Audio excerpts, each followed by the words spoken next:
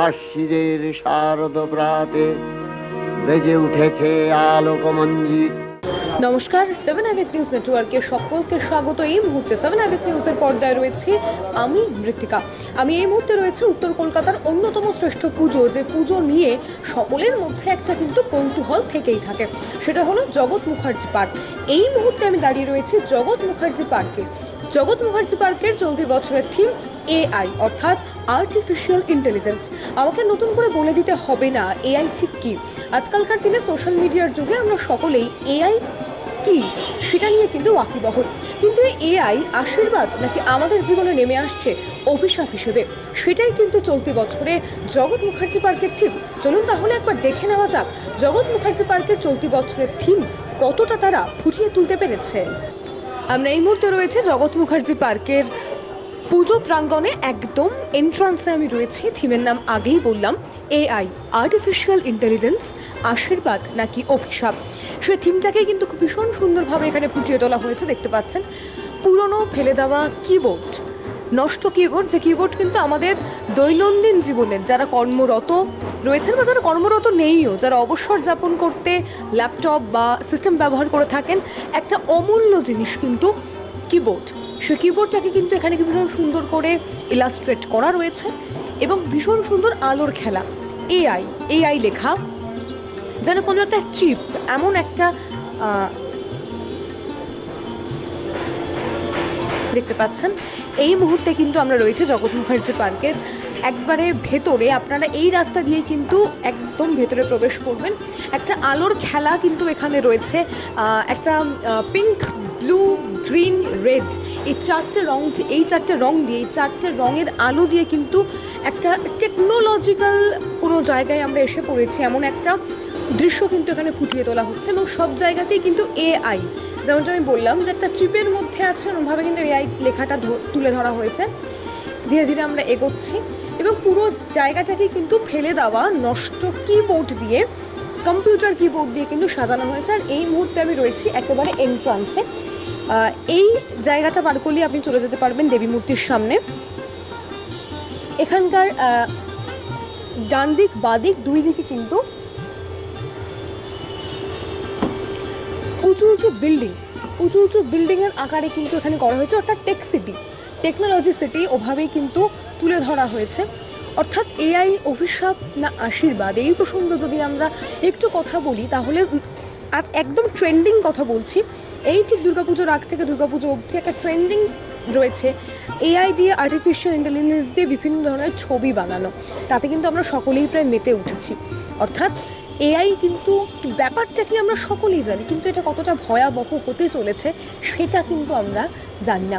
আর এইখানে খুব সুন্দর একটা ইলাস্ট্রেশন করা রয়েছে,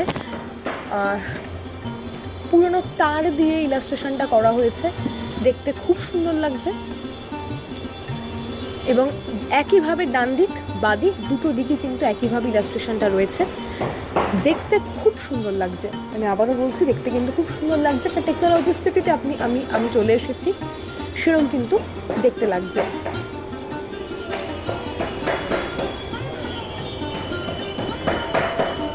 রয়েছে জগৎ মুখার্জি পার্কে, উত্তর কলকাতার অন্যতম শ্রেষ্ঠ পুজো, যে পুজোর জন্য সকলে অপেক্ষা করে থাকেন গত প্রায় বেশ কয়েক বছর।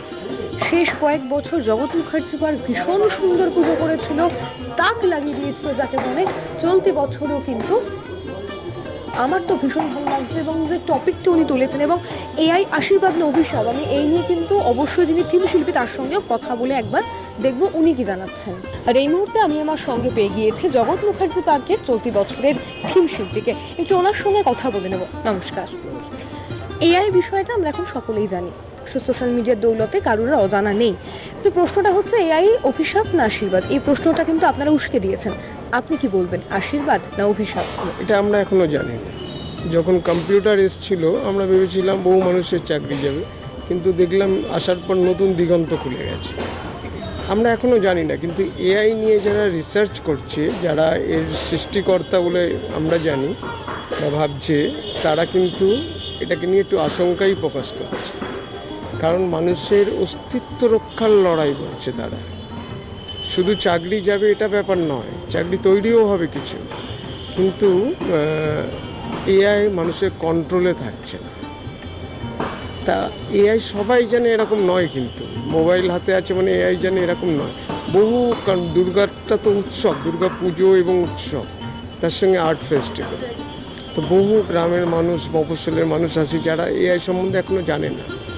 আমাদের প্রত্যেককে একটা ধারণা দেওয়া যে একটা নতুন যুগ আসছে, যেটা এআই যুগ, এবং খুব শীঘ্রই আসছে। মানে কিছুটা তো এসেই পড়েছে, কিন্তু বাকিটাই পুরো দখলে নিয়ে নেবে এরকম একটা জায়গায় আছে। তো সেই বিষয়টায় ভাবনাটাকে আমরা একটু তাদের মধ্যে শেয়ার করতে চাইছি। এআই যুগ আসছে, আপনারা দেখুন কি করতে পারেন, কারণ এর সঙ্গে আমাদের এবার লড়তে হবে। এআই রোবটের সঙ্গে, যন্ত্রের সঙ্গে আমাদের লড়তে হবে। এই ভাবনাটা মাথা থেকে কোথায় এলো? এটা সত্যজিৎ রায়ের, কারণ সত্যজিৎ রায়ের একটা ছোট গল্প আছে অনুকূল, সেটা যদি পড়েন দেখবেন, তখন সেই সময় দাঁড়িয়ে উনি লিখে গেছেন রোবট বিক্রি হচ্ছে দোকানে দোকানে, আপনার বাড়ির কাজের লোক দরকার, একটা রোবট কিনে আনবে। কিন্তু উনি শেষটা যেটা দেখিয়েছিলেন তার সঙ্গে মিলে যাচ্ছে এখনকার সময়টা, এবং উনি এত আগে ভেবে জিনিসটাকে দেখিয়েছেন এবং সেটাই হচ্ছে আর কি, হতে চলেছে। শেষটা দেখিয়েছিলেন যে প্রফেসর বাড়ির কাজের লোক হিসাবে ওনাকে এনেছিলেন, সেই প্রফেসরের একদিন চাকরি চলে যায়, কারণ তার জায়গায় একটা ভালো রোবট এসছে, সে কোথাও ভুল করছে না, ছাত্রদের পড়াচ্ছে। তো সেটাই যে আমাদের সঙ্গে ঘটতে চলেছে।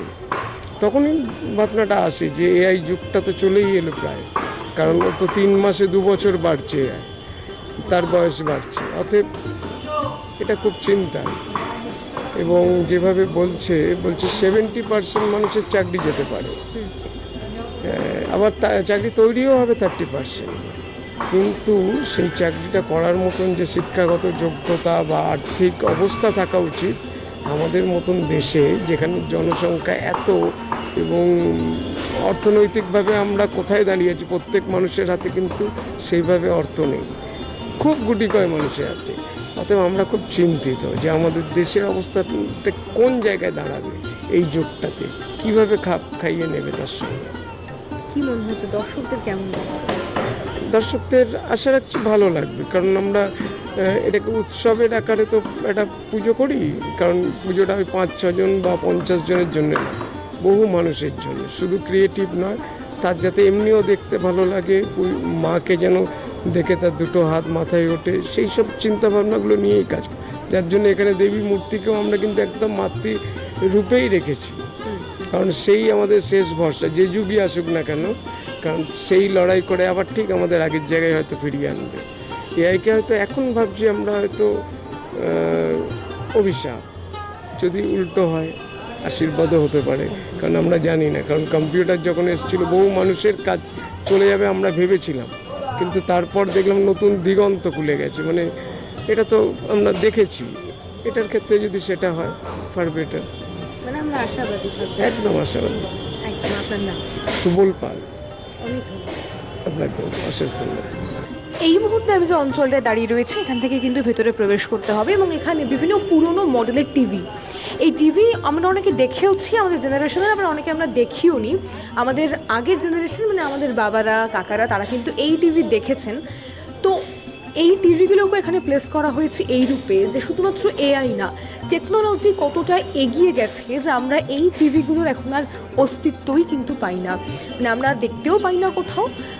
এরমভাবে এটাকে কিন্তু খুব সুন্দরভাবে ইলাস্ট্রেট করা রয়েছে। আর এরপরে আমি যাব মূল যেটা দেখার বিষয়, আমাদের মাতৃমূর্তির সামনে যাব, কিন্তু তার আগে এখানে একটা খুব সুন্দর ইলাস্ট্রেশন করা রয়েছে।